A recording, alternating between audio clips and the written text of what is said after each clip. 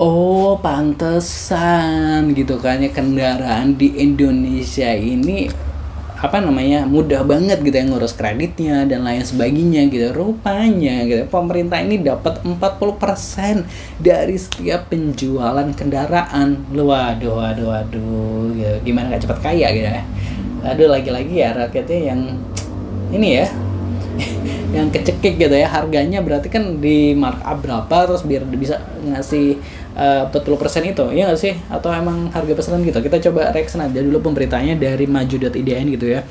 Banyak yang belum tahu, ternyata setiap pembelian mobil baru yang dibeli oleh rakyat, pemerintah dapat jatah 40%. Wah, wah, gila. Harga mobil 100 juta, penjualnya dapat 60 juta, pemerintah dapat 40 juta, bos gitu ya. Wah, luar biasa, mantap gitu ya. Dari maju.idn, membeli mobil baru di Indonesia berarti konsumen harus menanggung beban pajak setidaknya 40% yang dipungut pemerintah pusat dan daerah. Menurut Asosiasi Perusahaan Otomotif di Dalam Negeri, Gaikindo, pajak besar itu yang bikin harga mobil baru ini meroket gitu. Kalau mobil harga 100 juta, berapa yang diterima APM atau penjual, berapa yang masuk pemerintah pusat dan daerah, itu sekitar 40% ke pusat dan daerah gitu ya. Menurut Jongki, 40% itu diperoleh berdasarkan jumlah pos pajak yang telah ditetapkan pemerintah. Sebagai contoh, terdapat pungutan pemerintah berupa pajak pertambahan nilai PPN 12% dan pajak penjualan batas barang mewah gitu, paling kecil 15% gitu.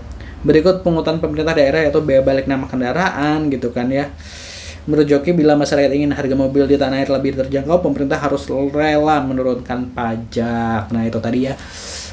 Apa namanya? Aduh, pemerintah kita tuh ternyata gitu kan ya. Aduh, dari pajak ini untuk dapat duit gitu kan, kayak aduh luar biasa gitu. Beda kan kalau kita ke negara tetangga gitu, Malaysia gitu, pajak mobil itu setahun berapa? 400.000 ya, 400.000 atau 600.000. Tapi pajak mobil di Indonesia yang Avanza aja itu berapa, 4 jutaan gitu. Itu aja kayak ya Allah gitu kan ya. Aduh, bingung ya. Masa Malaysia aja pajaknya bisa serendah itu, berbeda berapa, 10 kali lipat atau 100 kali lipat gitu dibandingkan di Indonesia. Kita langsung baca komentar netizen ini seperti apa, masih dari maju.idn gitu ya. Udah beli mahal, pajak mahal, jalan macet, lubang plus BBM oplos gitu. Wah, nah bener nih. Udah beli mahal, pajaknya mahal, jalannya macet, jalannya berlubang, plus BBM-nya dioplos gitu ya. Aduh. Kasian banget ya warga Konoha ini ya gitu. Tiap tahun masih dipajakin gitu ya. Pemerintah mendapat pemasukan dari berbagai sektor, begitu juga dengan korupsinya berasal dari berbagai sektor. Tenang, gaji pemajakan di neraka. Gaji pemajakan di neraka gitu ya. Oh, orang pajak tuh di neraka gitu maksudnya. Gue mikir 3 kali kalau mau beli mobil gitu ya. Kalau beli mobil kredit pun pemerintah tetap menerima sebanyak 40%. Wow gitu. Pemerasan gitu. Pantas aku beli Land Cruiser mahal banget, masa 2,6 M gitu ya. Dan masih aja negaranya miskin gitu ya, preman berseragam gitu ya.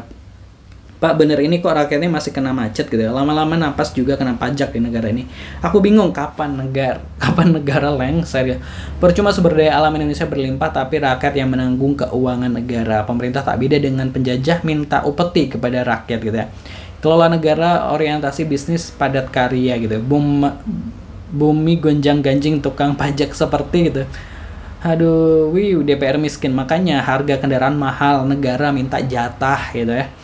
Is it halal gitu? Apakah ini halal gitu? Kemana aja kok baru tahu gitu ya. Demokrasi ke pejabat saja, jika untuk masyarakat dan untuk pelaku usaha pakai sistem komunis gitu. Keruk terus perasaan, peras terus darah rakyat gitu. Ini harus diusut tuntas, uangnya kemana aja di saat hari ini masyarakat masih belum makmur gitu. Tombol boykot beli mobil di Indonesia gitu. Ya mau gimana lagi gitu, pemerintah Indonesia.